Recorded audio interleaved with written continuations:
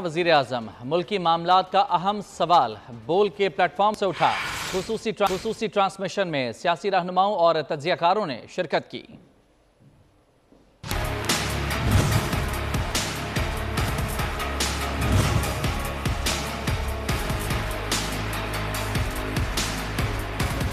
निगरान वज़ीर आज़म का फैसला कब होगा?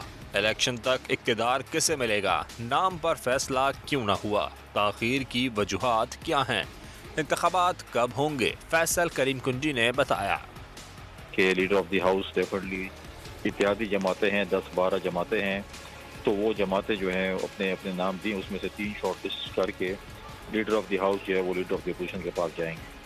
तो अब जब जाएंगे तो आज उस पर जो है वो बातचीत शुरू होगी और उम्मीद है कि जल्द जो है प्रोसेस भी कंप्लीट। रहनुमा नून लीग कैसर अहमद शेख ने उम्मीद जाहिर की कि वज़ीर आज़म और कायद हिज़्ब इख्तिलाफ मामला तय कर लेंगे। साथ ये भी कहा कि बर वक्त इलेक्शन मुश्किल दिखाई देते हैं। ये इस वक्त तो वक्त पे मुश्किल लग रहा है इलेक्शन, लेकिन हम ये चाह रहे हैं कि ज़्यादा देर ना हो, क्योंकि ये मरदमशुमारी तो तय हो गई ना, उसमें अब वक्त लगेगा।